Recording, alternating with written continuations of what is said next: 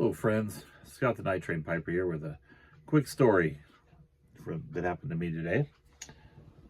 And I'm smoking this evening. Night Train. Love this blend. It's a very Virginia forward blend with, let's see what's it got. Some burley and perique. And I think some orientals in it too. Very good.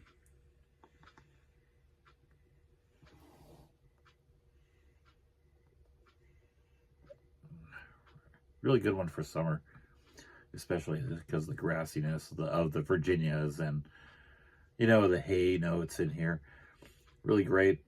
And it reminds me a bit of Epiphany, actually. Epiphany's got a little Latakia, and that's the main difference. I've heard Pegasus is really good too. I need to try that someday. So, and before this, I smoked a bowl of blend for Danny K, which is also fairly Virginia forward. So, it's a Virginia night here.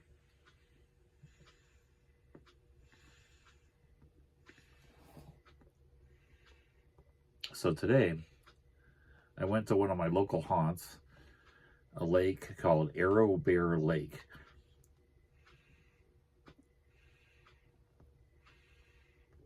The town is called Arrowbear because it's halfway between the town of Lake Arrowhead and the town of Big Bear, hence Arrowbear. Interesting history in this town. There's a lot of, the town I live in is called Running Springs, and it's got a lot of springs in it. If you've ever heard of Arrowhead water, one of the places they draw the water from is here in this area. It's in Arrowbear. And there are a lot of springs there. You can find water just kind of running over the ground in some places. And there's also a couple wells there. It's got quite a history to it of water supply. Was one of the bigger towns originally when the area was settled, but now it's kind of a quieter town. So anyway, I went to the lake, Arrowbear Lake, and it's just fed by stormwater. That's all it is. And so it's still got a fair amount of water, but it tends to dry up late in the summer. So it's still got a good amount of water. But I go there to look at birds, and there was a lot of baby birds around this time, especially these blackbirds. And there were also ducks out there and other stuff too. But so I'm looking at the lake, and I noticed that there's one of the birds is flying out into the lake, and it's dipping at something in the lake. It's a blackbird that's flying out there. And I'm like, what is that thing out there that it's going after? It's like trying to pick something off the top of the lake.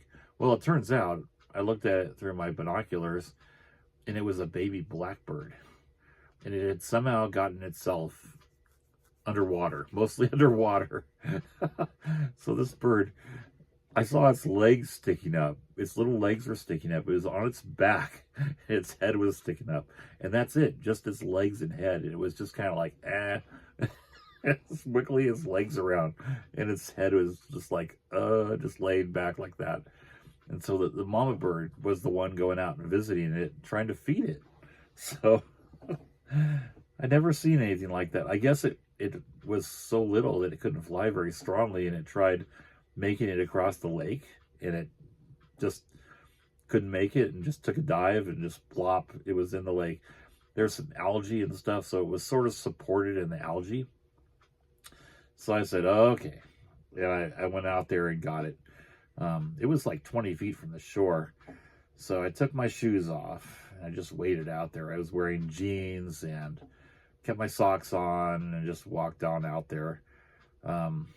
And it was probably about 2 feet deep where the bird was. And I got in the mud and got my jeans and socks, of course, all wet.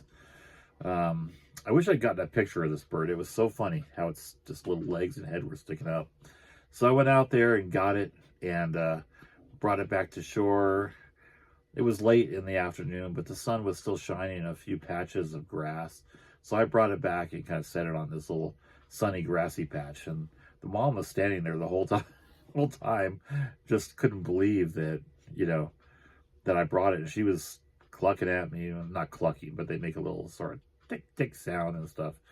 So you know, that was my good deed for the day. I saved this little bird. Thought I'd share that story.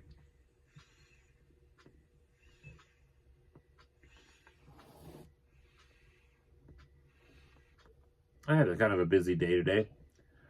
In addition to work, I was working from home today, and I did a lot of reports, writing, and stuff like that, yada yada. But I also went down to my wife's work, and she has this shed. And during the winter, somebody had broken into the shed. One of the really bad snowstorms. Somebody, probably a homeless person, or maybe someone just seeking shelter, had broken the door and got in there for the night.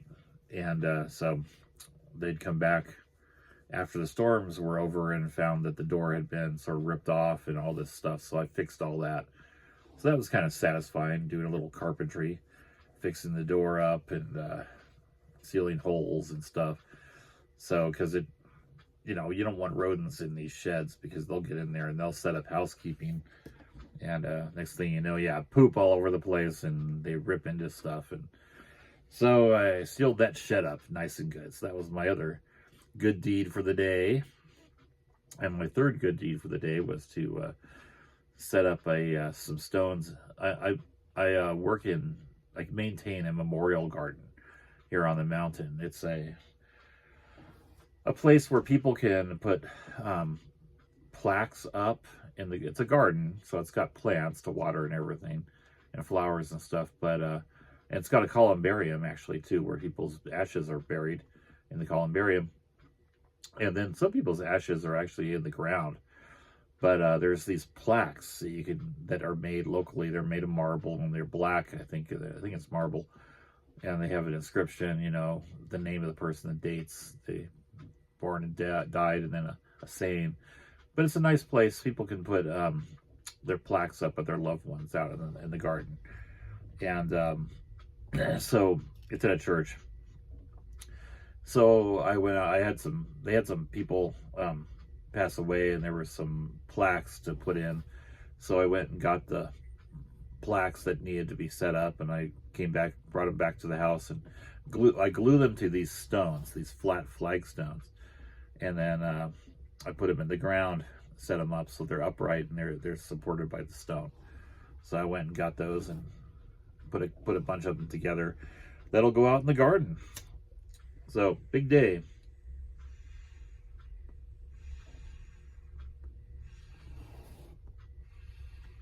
It's still nice here. We're supposed to get things heating up tomorrow, I hear. Well, either tomorrow or Friday. And so I'm enjoying the cold while it lasts, but I know it's going to heat up and then it'll pretty much stay hot for the summer.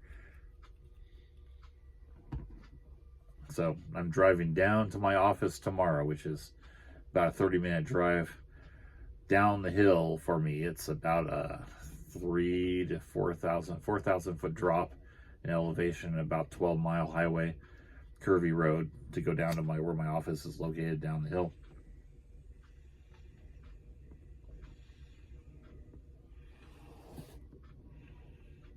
I'm getting down to the dregs of this pipe.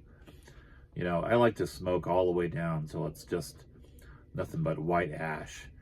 And it gets a little ashy toward the bottom, but I don't mind too much. But this is about done. So, all right, well, that's it. I just wanted to mainly share the bird story because it was so funny. Oh, I hear some cats out there meowing, fighting maybe. All right, well, I'm going to go. I'll talk to you again later. I've got some reviews of some blends, but I'm waiting for it to just warm up a little bit more. All right, talk to you later.